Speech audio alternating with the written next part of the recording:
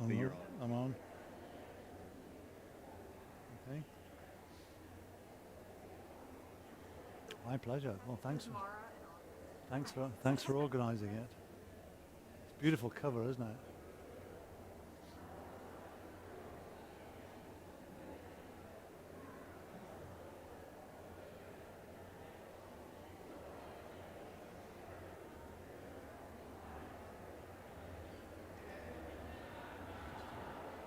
Perfect.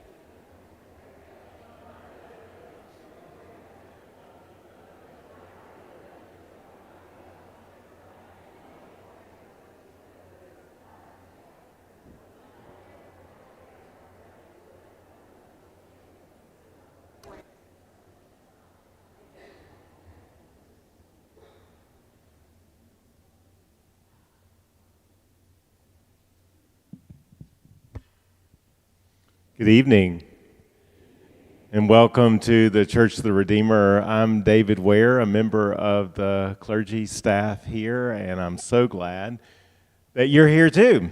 The Redeemer Speaker Series serves the broad community of Baltimore by inviting contemporary voices to challenge and inform us. Artists and authors, visionaries and thought leaders, advocates of change courageous enough to hold the loveliness and sorrow of the world at once and find the wonder in both. So welcome to this evening's contribution to the Voices series. And it's my pleasure to introduce to you Emma Snyder, who's the owner of the Ivy Bookshop, Baltimore's independent literary bookstore. The right book is waiting for you at the Ivy.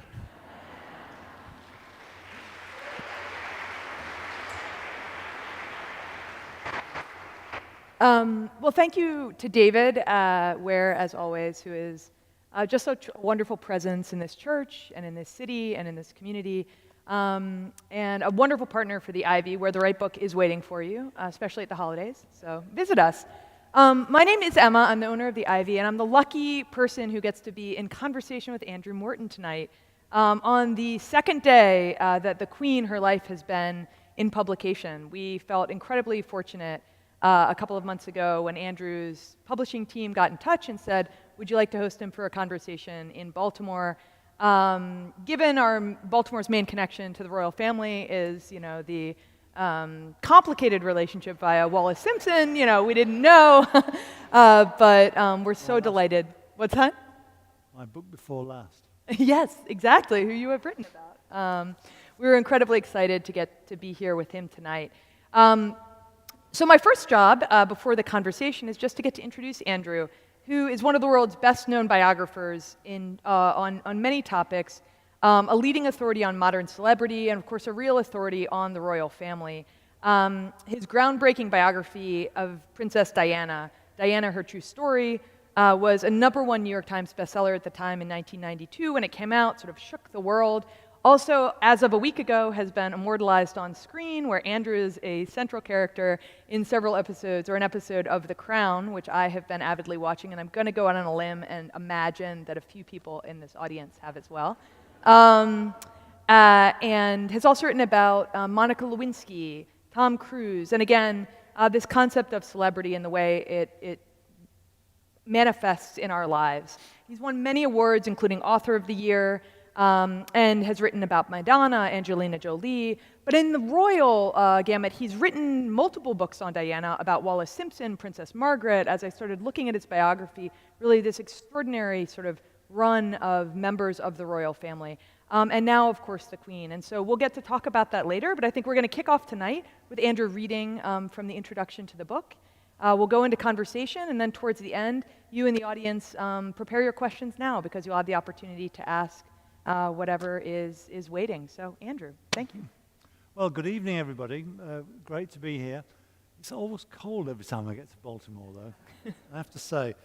I'll just read a few paragraphs from the introduction, Surfing with Her Majesty, about the first time I met the Queen back in 1983. And it goes, it's just a few paragraphs, so bear with me.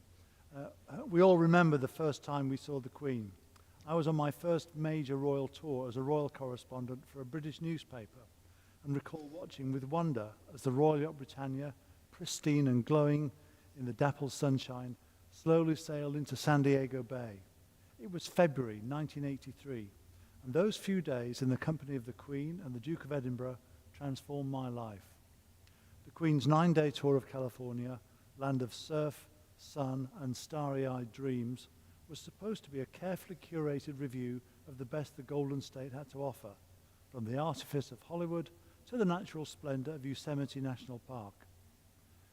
If the visit had been a Broadway play, however, it would have been named The Tour That Goes Wrong. The Queen had been part of my life forever. Growing up, the Queen and her family were like the white cliffs of Dover, immutable, impregnable, there. A fact of life, like breathing. Of course, her picture appeared on postage stamps and coins and looked down disapprovingly from behind the headmaster's desk just before punishment was administered. The Queen, to my young eyes, was not a real human being. She was a distant, faraway symbol, an occasionally smiling personage who spoke in barely understandable English when we gathered round the telly at 3 p.m. to watch her broadcast on Christmas Day. For me, the only human dimension was the fact that she was a few months younger than my mother, and both had served in World War II. My mother Kathleen in the Land Army, Princess Elizabeth in the Auxiliary Territorial Service, or ATS.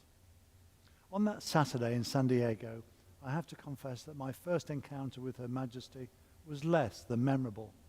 The diminutive lady in a striking blue and white outfit listened with increased inattention as I went on about the impressive size of the American fleet lying at anchor in the harbor. She agreed and promptly moved on.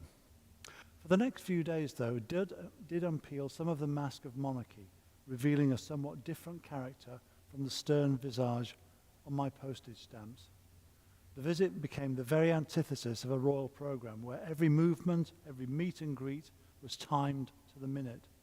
What with gale-force winds, storms at sea, overflowing rivers, IRA demonstrations, washed-out roads, overserved celebrities, what didn't go wrong?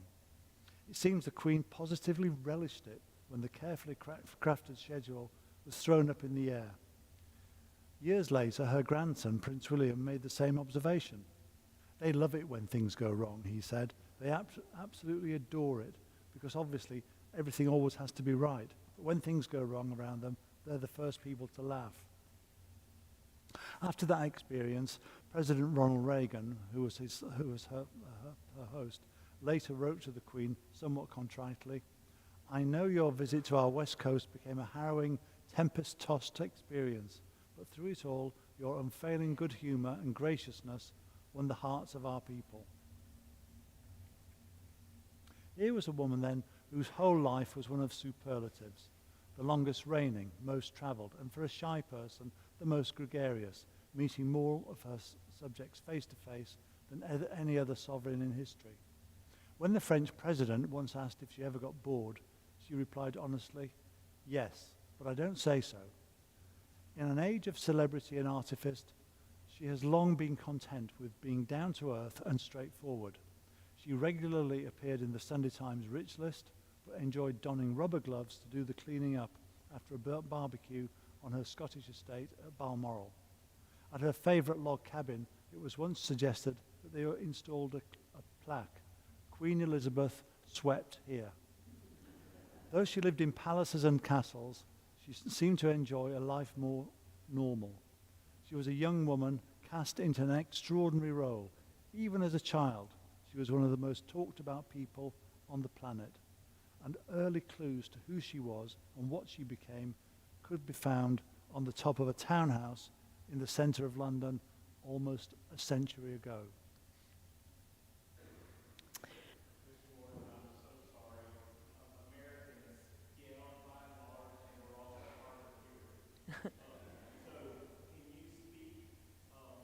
I'm sorry. Or should we grab the hand mic? I can tell what you're doing. I can give you another one, but I'm speaking right now from sort of the bottoms of my toes. Shall I try this one? Yeah, we Well, can try the handheld. Speak to me loudly. Use your outside voice. The Queen, her life. Well, or I could go Even down more. there. The Even Queen, more. her life. Better. Got it. Okay.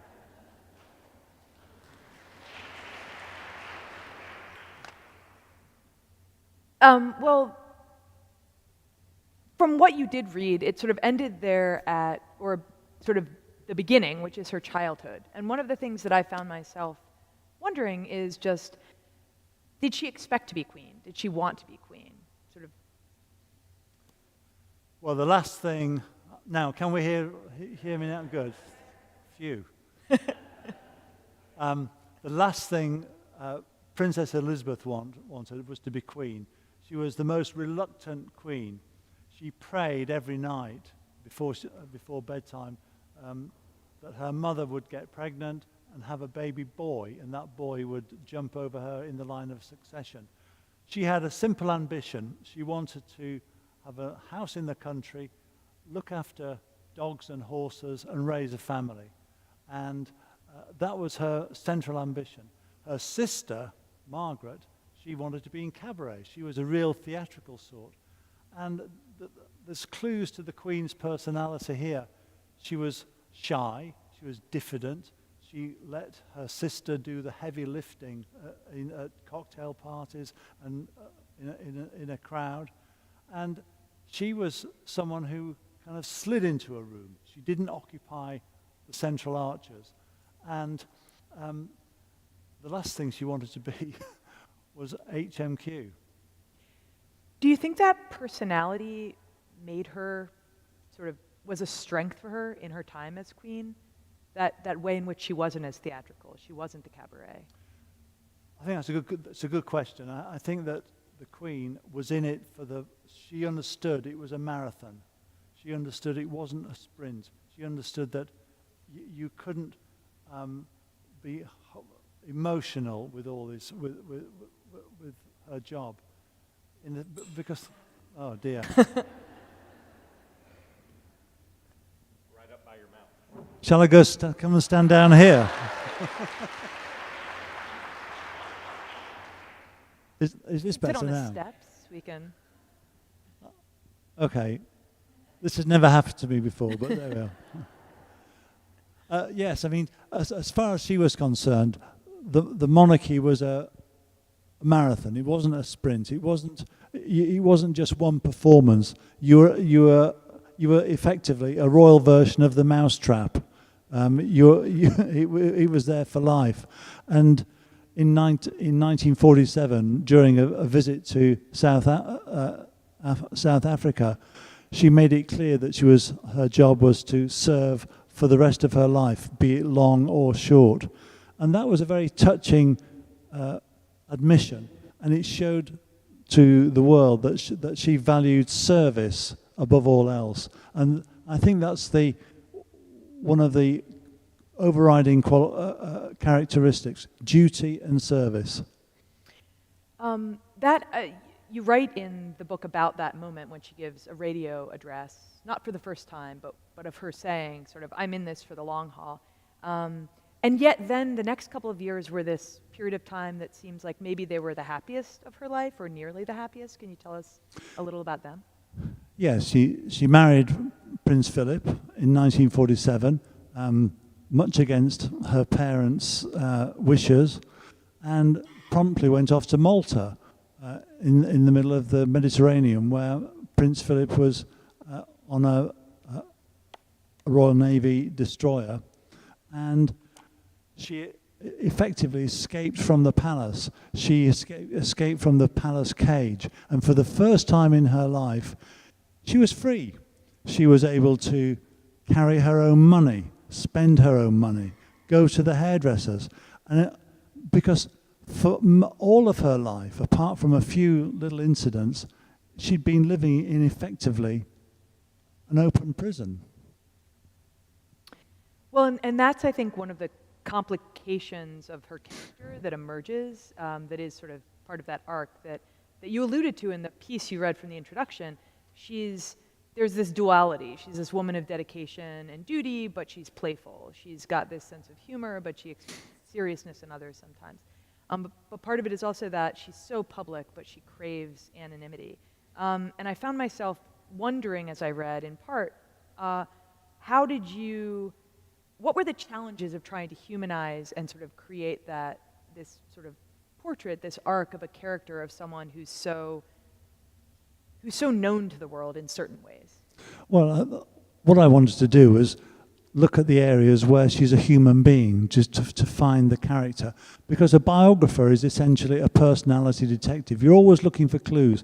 And as I mentioned in the visit to California, she liked it when things went wrong. She didn't like too much security. And there was an incident in Yosemite National Park where there was a kind of a funny incident where the Secret Service was shooed away by the Queen and Prince Philip. She didn't take herself too seriously.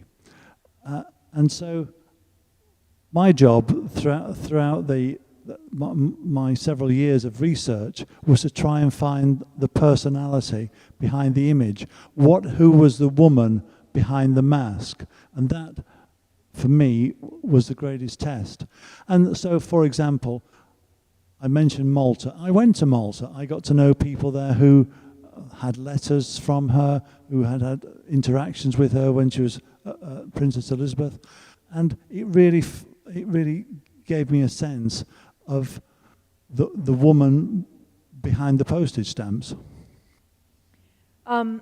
So, in terms of the woman behind those postage stamps, one of the things that I just hadn't known very much about her childhood. You know, I sort of came to know her as the Queen and the stately figure. And one of the things that really struck me, especially given some of the dynamics of the royal family in the 80s, 90s, and on, is just the strength and stability of the core nuclear family, of her father and mother, and she and her sister. And so I thought if you could talk about that a little bit, of both kind of what was that family like, and also how do you think that it sort of informed the way she moved then through the world and her own relationship with motherhood? Yes. George VI called the family "we four," himself, his wife, the Queen, Margaret, and Elizabeth. And they were a very compact unit. And they stood for home, hearth, and family, both in pictorially, in pictures that were released to the public, but also in reality.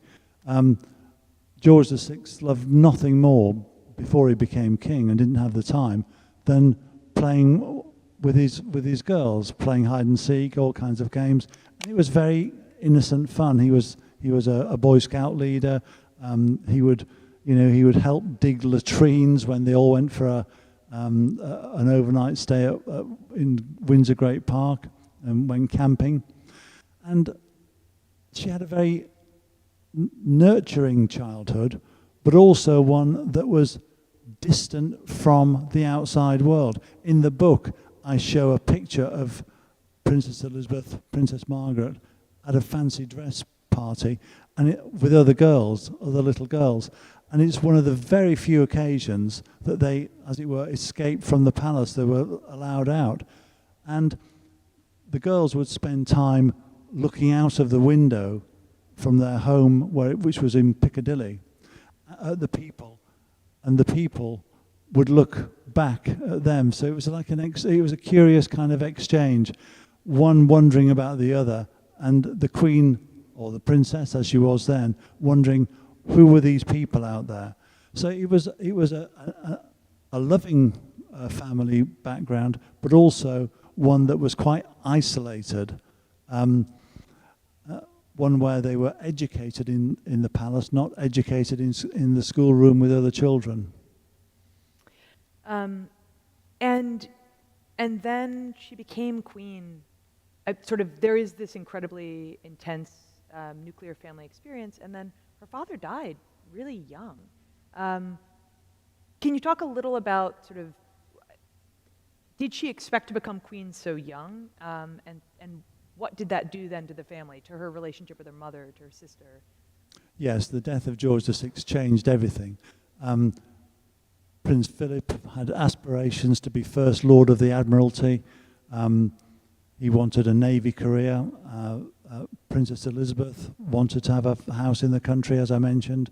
with dogs, horses, and children.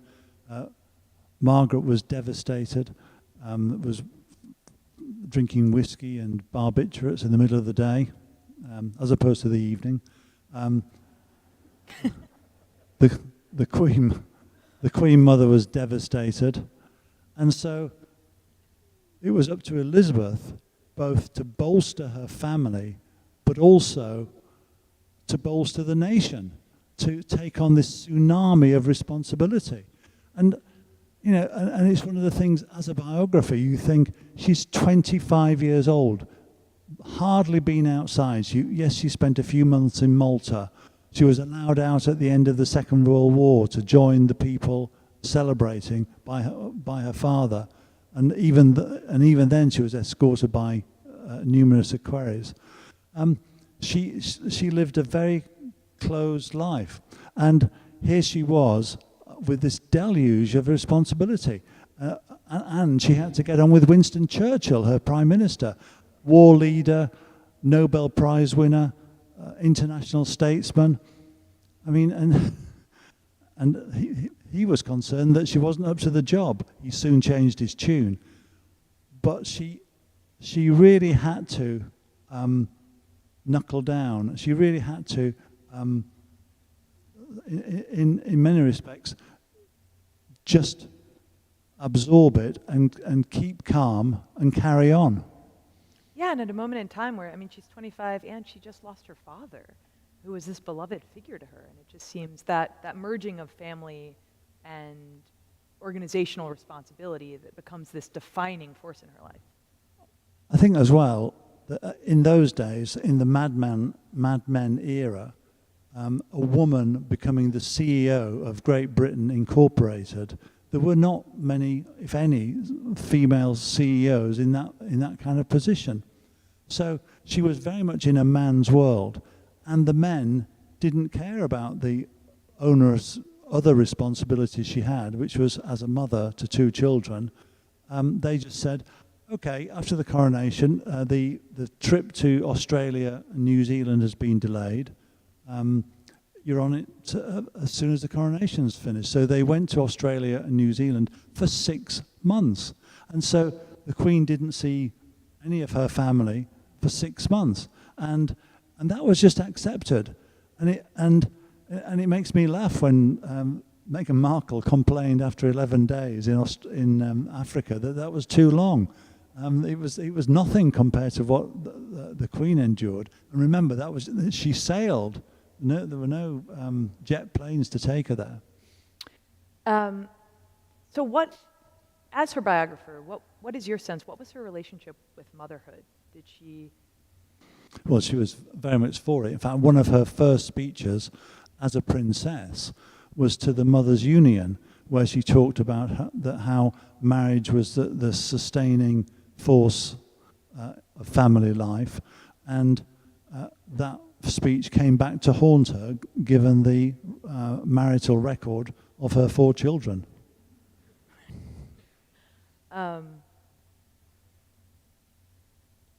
She had this incredibly warm, kind of close-knit family growing up. She had what is seemingly a very strong marriage with Prince Philip. What explains the sort of the fracturing that ended up happening in the marriages of her children? Well, it's interesting, isn't it? I mean, some of the courtiers have said to me, oh, if the Queen had spent more time on the marriages, on sorting out the marriages of her children, and less on the bloodstock of her thoroughbreds, we might have been in a better place. But the irony is, you look at the people who joined the royal family, apart from a certain Lady Diana Spencer, they were all commoners. So it has nothing to do with choosing the right kind of bloodstock from a member of the aristocracy. It's down to the difficulties of transferring into the royal world.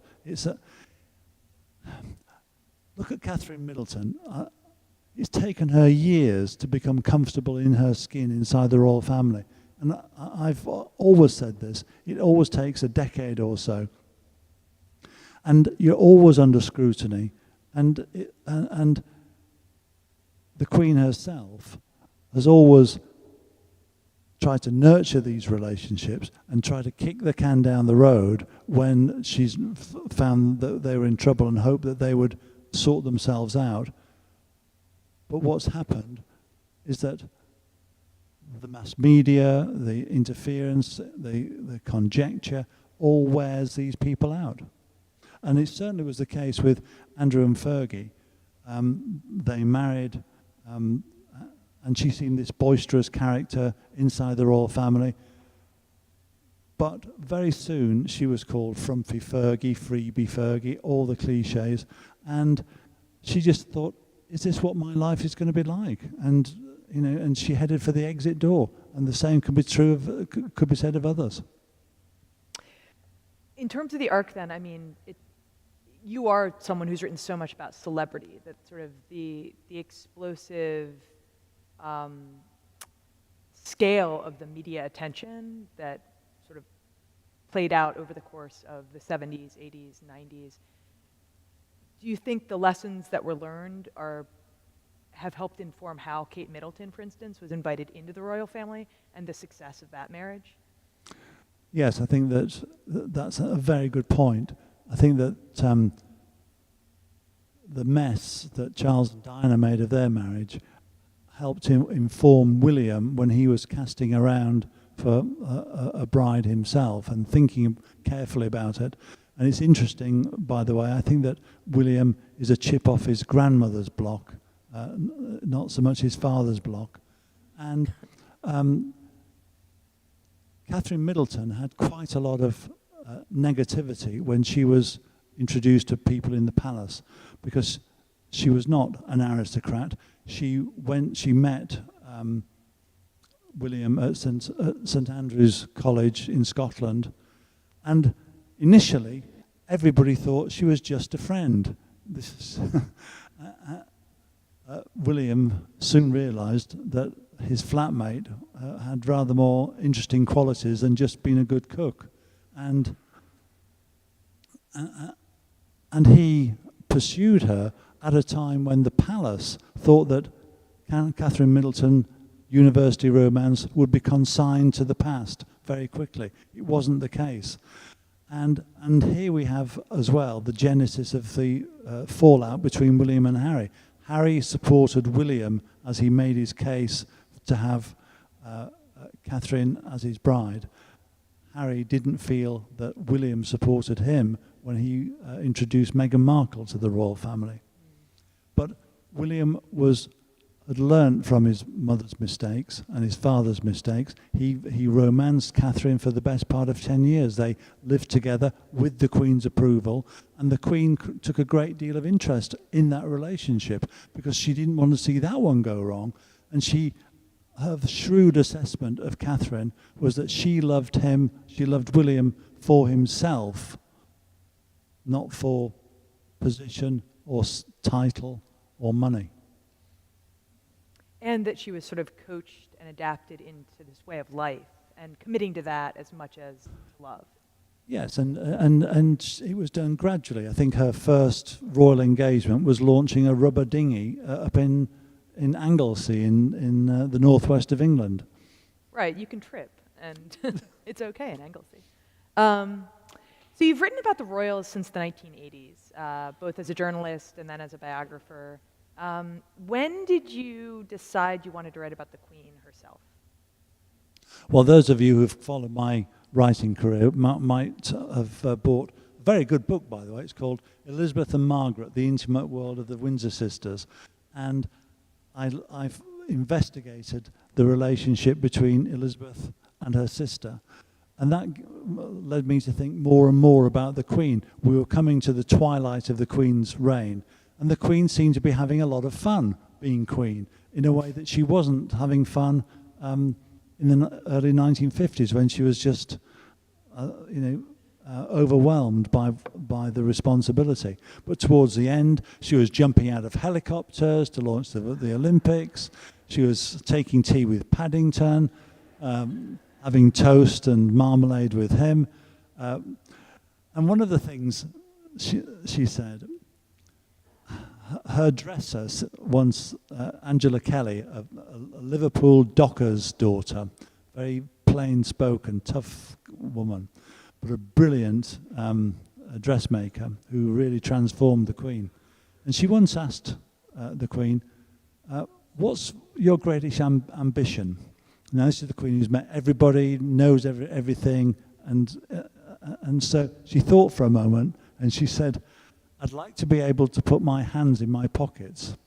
And that's because as a child, in the company of Queen Mary, remember anybody who's seen pictures of Queen Mary, ramrod straight, very, very firm, no-nonsense sovereign, she would never let Margaret and Elizabeth put their hands in their pockets. And she even sewed up, or she had the pockets sewn up. So Angela organised a photo shoot with the Queen in a cardigan with her hands in her pockets. And the Queen was delighted with this. And she was going to allow the pictures to be released.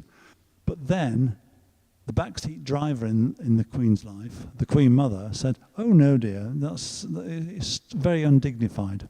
And it's only after the Queen Mother passed that those pictures were released, and they're charming pictures. And I noticed that in a couple more photo shoots, the Queen also has her hands in her pockets. So they are the keenest ambition of the world's most famous woman. To what do you attribute that greater playfulness or joy that came out in her last years? I think you see stages of the Queen's life and transformation. There's a narrative arc from this young girl who was reluctant to be queen to the woman who became queen and then basically got on with it and made a fist of it. Down to what I call the twilight years, which were for her the most relaxed because she was totally in command of the job. And she was enjoying it.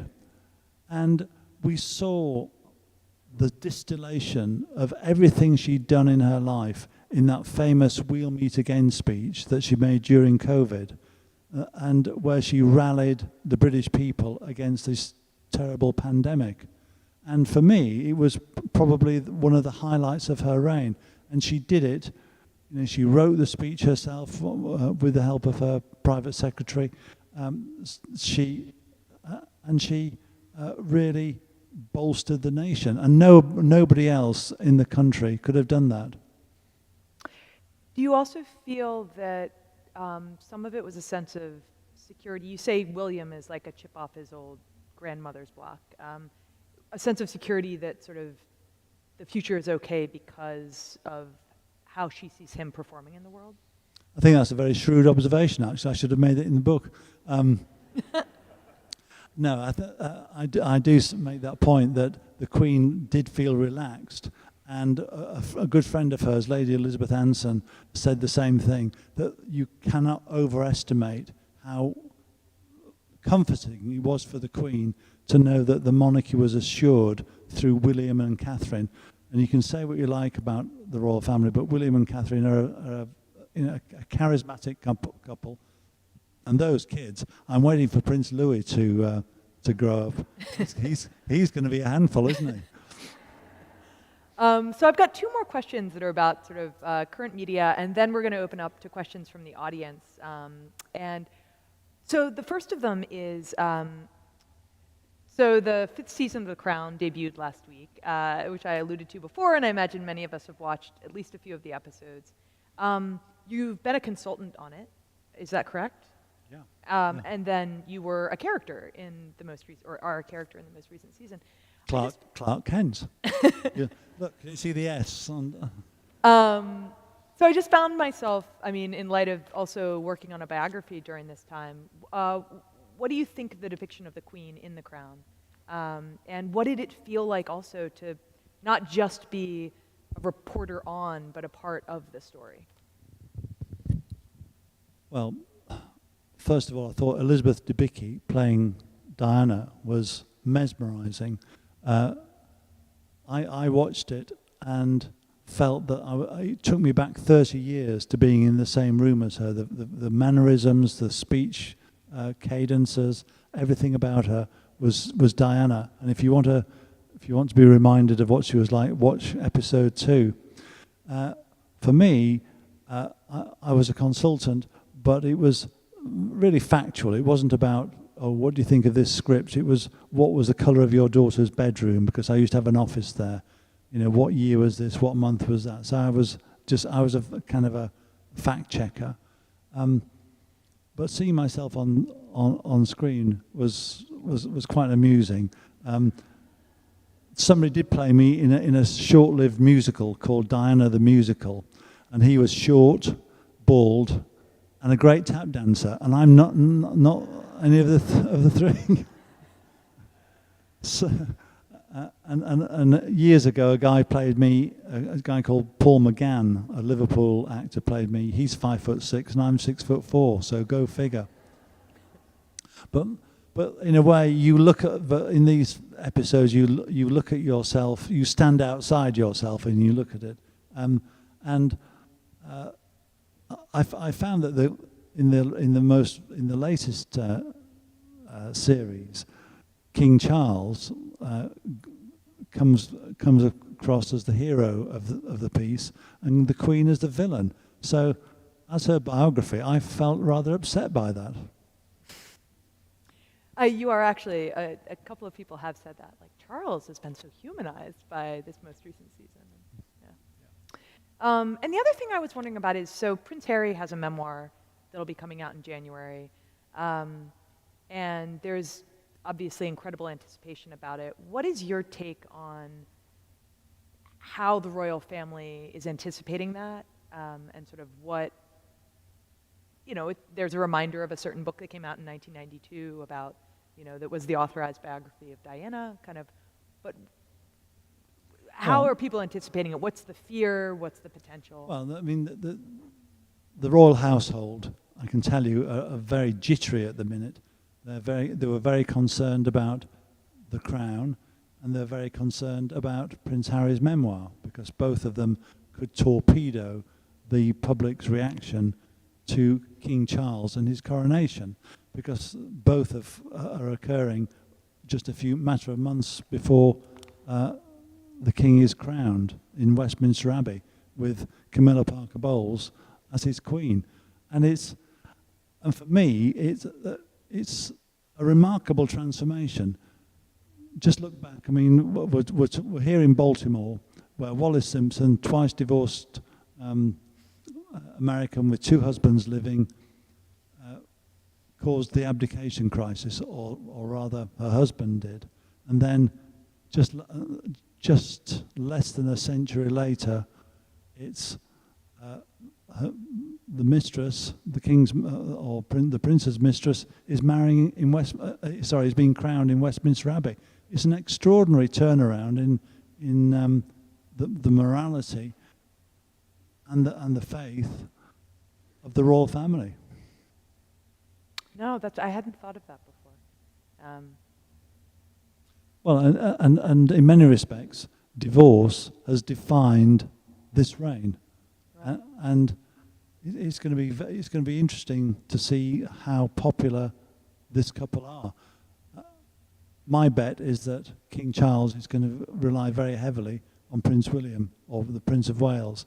He and his family are really going to be centre stage. Well, I think we can open up the floor some? now to audience questions for anyone who has one. Got one person eagerly heading up.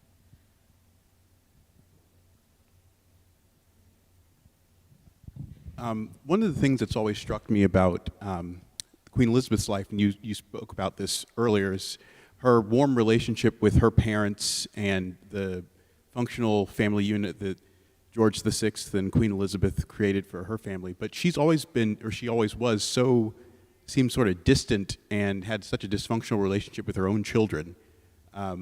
Could you speak to what your thoughts about that? Yes, I mean, I personally think the Queen's had a bad rap. That she was accused of being a distant mother, by her son, Prince Charles, in his biography written by Jonathan Dimbleby, and that Prince Philip was a bully. And it's interesting to note how the other children reacted to that. Anne, Andrew, and Edward all said that, why on earth did you write that? We had a very happy childhood. So that's more to do, I think, with the Prince Charles's psyche. But having said that, there was this famous picture of the Queen greeting Charles and Anne when she came back after 6 months 6 months away in Australia and New Zealand, and she shook her children's hand, and everybody thought, well, that was a bit unmotherly. But again, out of sight, down below decks, she was very affectionate. And the other thing about the Queen, which I learned early on, is that when she looks stern and bad-tempered and grumpy, she's really basically chewing her lip to keep the emotions under control. And you could see that in that footage way back in 1954.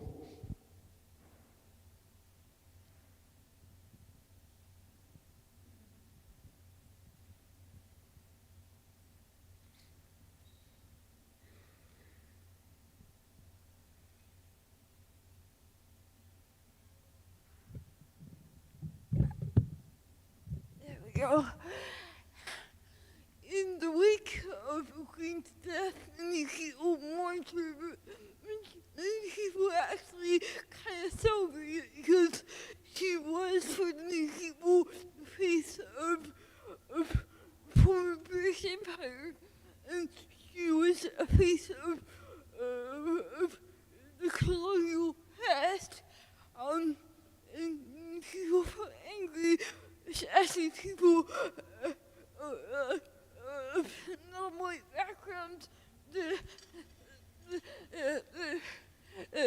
She hadn't properly made amends for the crimes of the British Empire. Could she have done more to kind of make amends for what was done?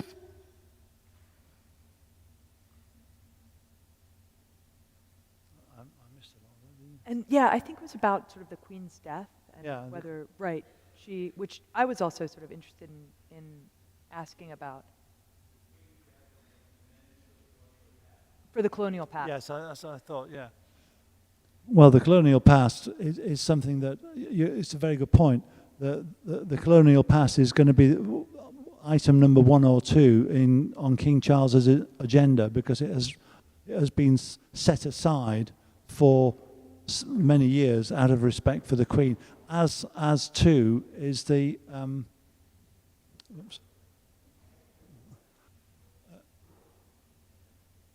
we have that effect.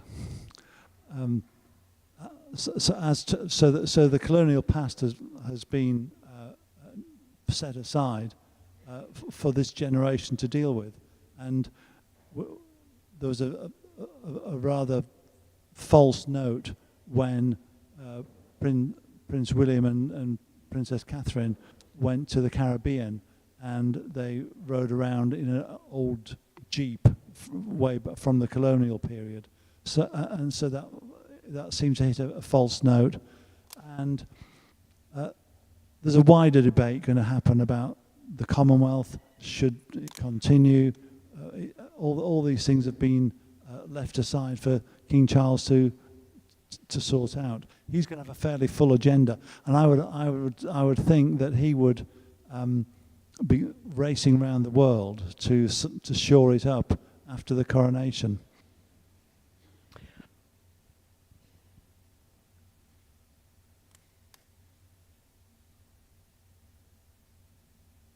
Well, thank you very much for being here this evening. Thank you. My question is about the Queen as monarch. What do you feel was her greatest achievement as monarch? Well, you've seen what's happened to Britain recently, haven't you? The pound, the economy failing. I would say stability and a sense of continuity, and continuity within stability. That she's been there at the more difficult periods in the history of Great Britain. And I think that her relevance as well has been something which has been in and out during the reign, but towards the end, she was very relevant to the way that Britain needed support and succor during the pandemic. And I think she showed real leadership in a way that in the past she'd been quite reticent at standing forward. This woman who liked to sidle into a room rather than commanding a room, that theatricality was missing, but towards the end it was there in full measure. And the Queen once said that she would quite like to be an actress or an actor. And for me, that the convoy of the hearse and the cars from Balmoral down to London, that was her final curtain call, and one that has been well and long planned. Thank you. Did she plan her? I remember when Prince Philip died, there was this sense that he had planned every detail of his own funeral, and that was sort of this one area of life that he was able to control. Had she done the same with her? Yes, she was consulted every year or every couple of years. It was called Operation London Bridge. And in fact, when I first started researching this book, I went to Scotland to see some of the, movers and shakers, and they had their own plan. It was called Operation Unicorn for when the Queen passed. And they spoke, and this is back in 2019, and they were just totally convinced that the Queen would pass in Scotland, which of course she did.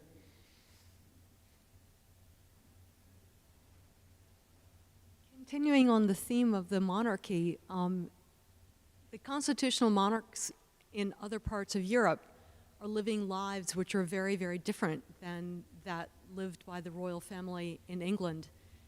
I'm wondering if you had a concept from Queen Elizabeth, whether she had respect for those people, jealousy of their freedoms. What was her feeling about other ways of doing constitutional monarchy? Well, that's a very good question. I mean, the Dutch royal family have abdication is a normal fact of constitutional life. In Spain, King Juan Carlos, he retired and abdicated, and King Felipe has now taken over. So yes, and the other thing is then they don't have the spotlight on them. There's no Spanish equivalent of the crown. It was dismantled by Franco. The Dutch royal family have an interest for the Dutch people. What is extraordinary about the House of Windsor is that it's universal. It's a global institution, and what the Crown has done has made people interested in the second-rank characters, in the Princess Margarets, the Princess Annes, and to be even more invested in this soap opera. And that's the huge distinction between the House of Windsor and the other European houses. As someone who's studied and written about celebrity for decades, I mean, is that its essential function at this point, is to sort of be this? Well, you can say that the monarchy's function is to be a soap opera. It's seen as a soap opera, and it's looked at. But there are deeper, more serious streams within it, and you saw that with the Queen's funeral. It's that meshing of military, spiritual, and social that is at the heart of the monarchy. That at times of national rejoicing or national despair, people don't gather outside Downing Street, the home of the Prime Minister. They gather outside the home of the Queen, Buckingham Palace.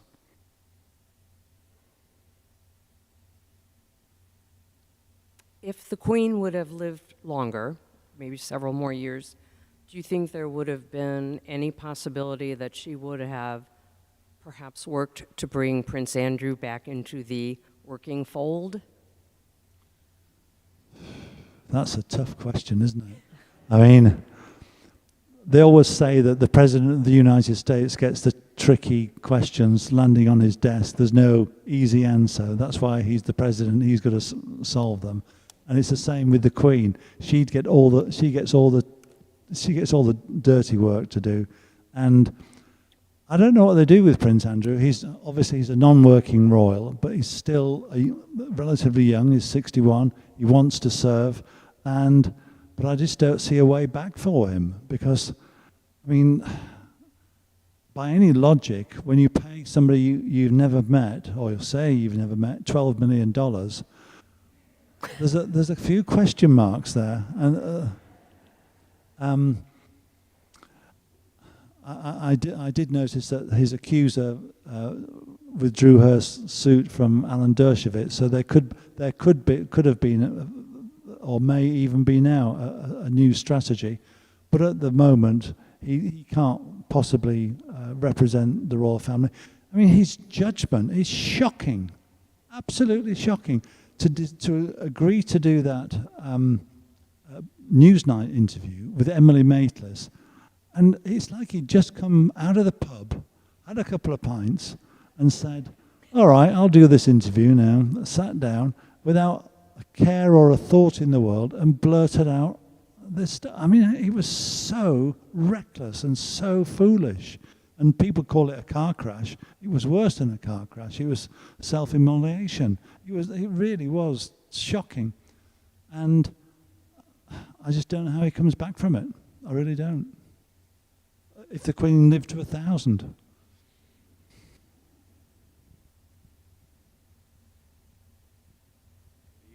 Good evening. We're glad you're here. Thanks for inviting me.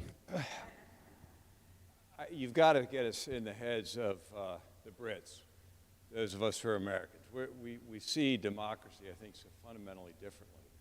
And every time we go over to England, we have a wonderful time.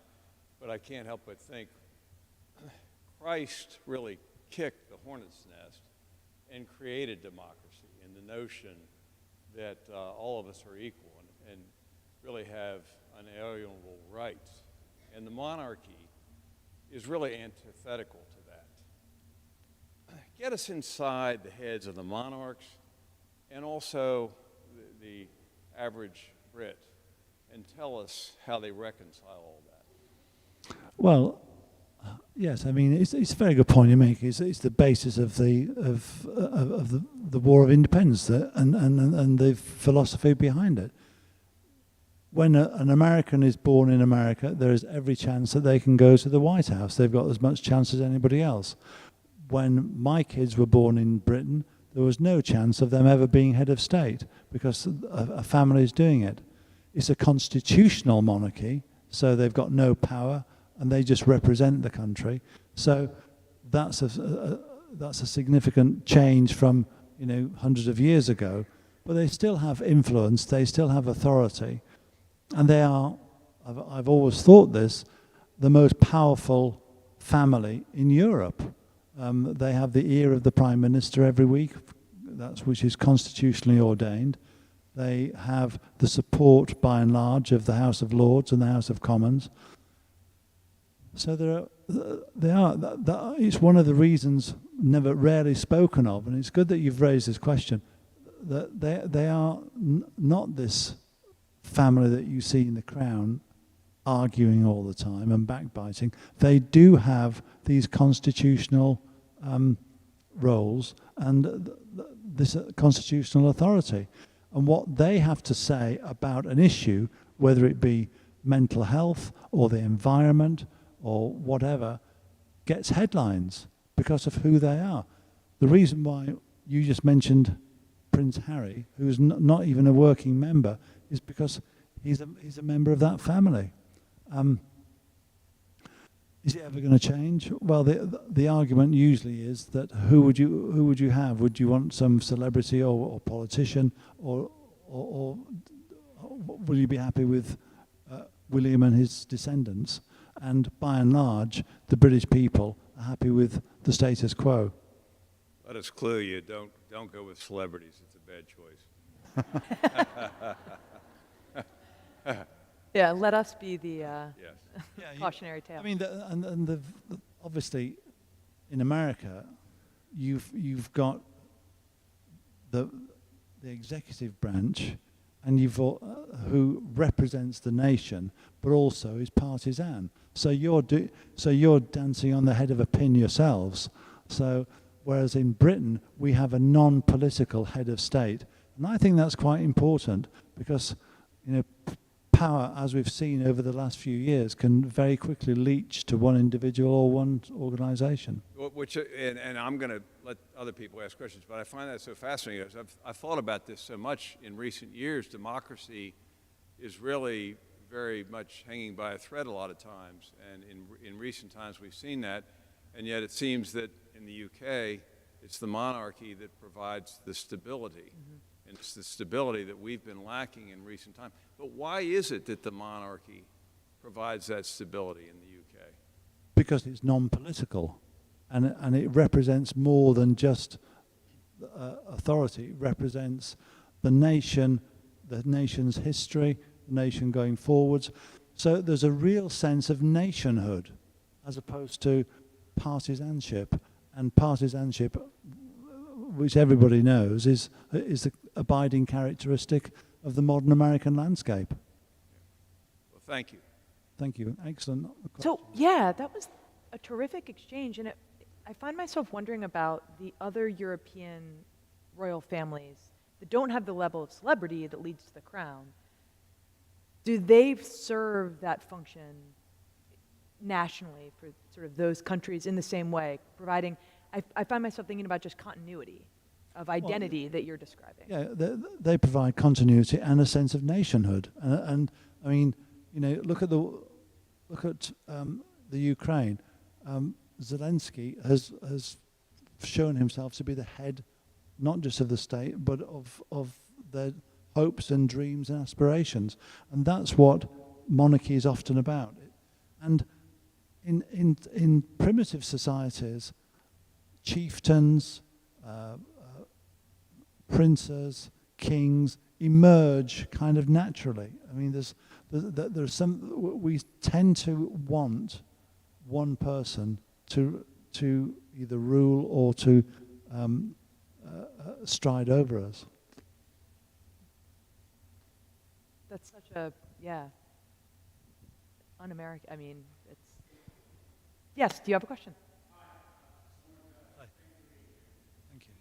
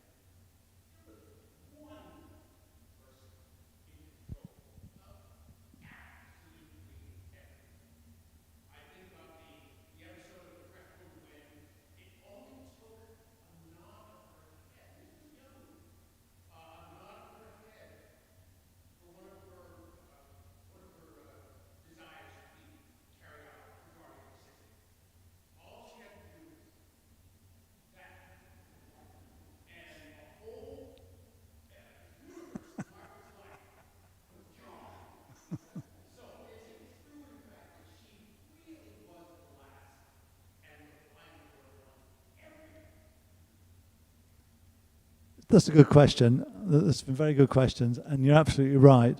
If the Queen moved her handbag at a cocktail party, and she moved it from one hand to the other, and an attentive equerry would realise that the Queen wanted to be moved along, and then so he would move in and make space for the Queen to move away. At banquets, she will just press a little bell under the table, and the whole mechanism of all these footmen and butlers will come out. So yes, I mean that's as it were the downstairs life. Dealing with her staff, she knows that if she says, "What a fool you are! What are you saying?" which of course she never said, the people concerned would be mortified. For her, you're absolutely right. If she just raised an eyebrow, are you quite sure people would know, the Queen disagrees with me there? And you're absolutely right. Everything in the end had to have the stamp of approval by the Queen. And there's all kinds of scenes, you know, she chose the stamps, and there was one during the first Labour government in the 1960s, an MP called Tony Wedgwood Benn, bit of a radical, wanted the Queen's head taken off the postage stamp. And the Prime Minister, Harold Wilson, said to him, well, if you're so convinced, go and explain that to the Queen. So he goes to the Queen, and the Queen says, not really, no, I think my head should be there. I'm the head of state. And the collapse of Stout Party. So, yes, there are lots of examples. She is the chairman of the board. Prince Philip calls it the firm. It's not quite the firm, it's more of a family corporation, and she is the head of it. But there are other powerful entities within that, and there's been lots of conflicts between, for example, the Queen and Prince Charles, Prince of Wales, now King, in the past.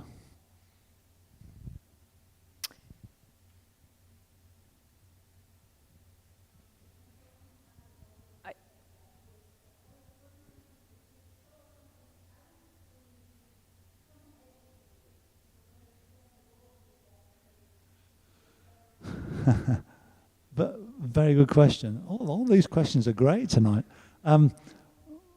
The Queen was taught by her governess, Marion Crawford, along with her sister, and it was fairly rudimentary education. You know, she'd have scripture in the morning. Her mother would teach her scripture. They'd do a little bit of English, learn some poetry. They might do singing lessons. They might do some piano lessons. And that was about it. Maths was low down on the curriculum. But when it was obvious that she was going to be the next Queen, she had to be taught in the Constitution. And Dr. Henry Martin from Eton would turn up on his horse and buggy from Eton College, which is just down the road from Windsor, and they would spend an afternoon talking about the Constitution, talking about history, which used to irritate Margaret like mad, because she always thought that she should be taught as well, because so often it was the second in line who became king or queen. So that was the extent of her education in constitutional matters, and of course it was stopped for a time during World War II. So again, going back to when she became Queen in 1951, she must have been gulping inside. She must have been really nervous because her education was quite rudimentary, apart from French, and she was a very good French conversationalist. And when she first went to France, they adored her because she was able to converse fluently.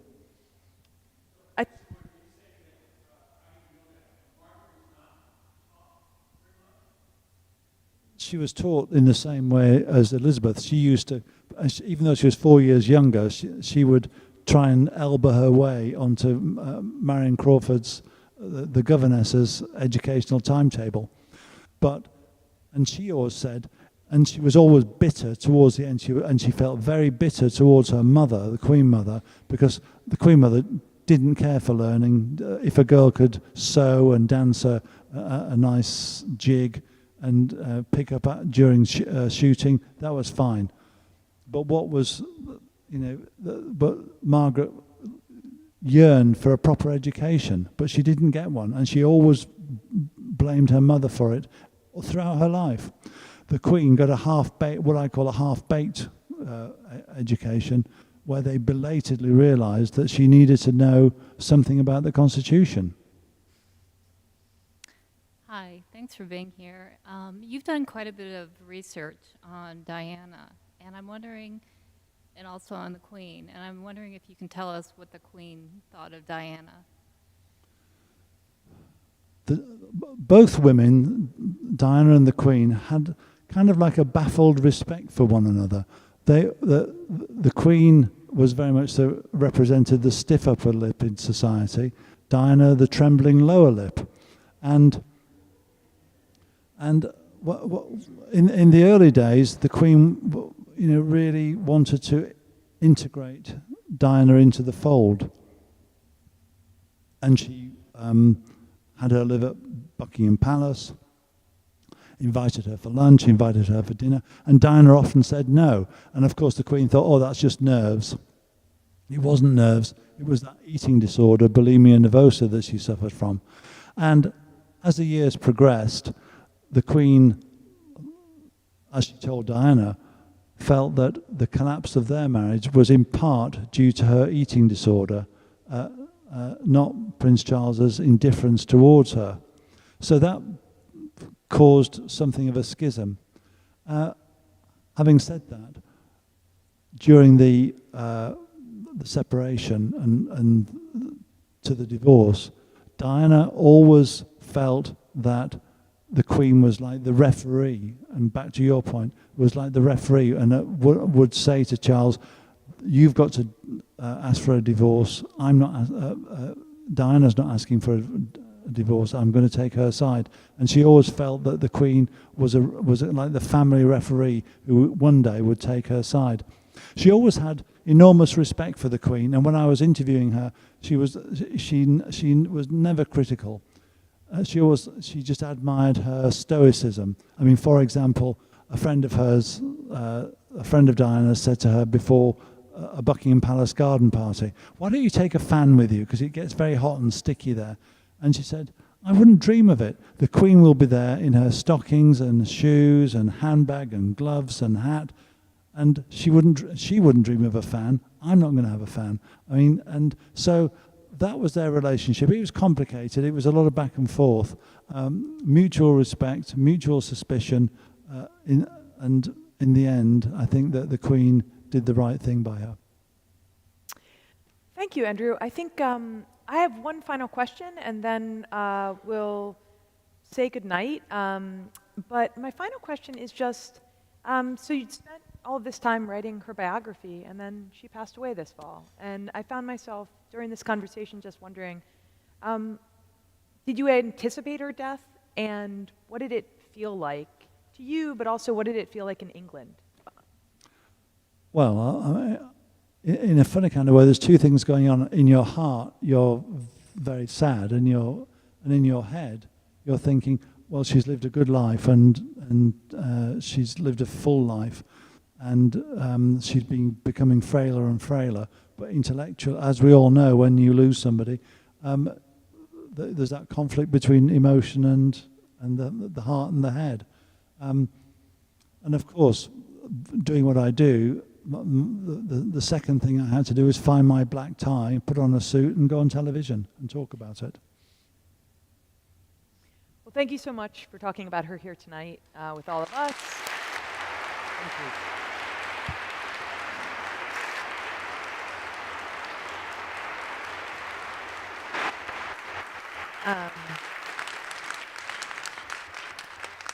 Yeah, in some sense, I suppose I found myself thinking during the conversation, Baltimore created the Queen, Wallace Simpson, the abdication, the origins. So, but we are so happy to have had you here tonight.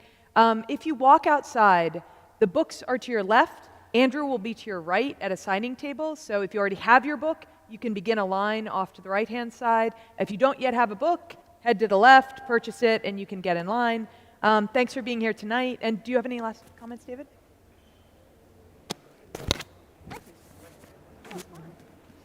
Sorry about this.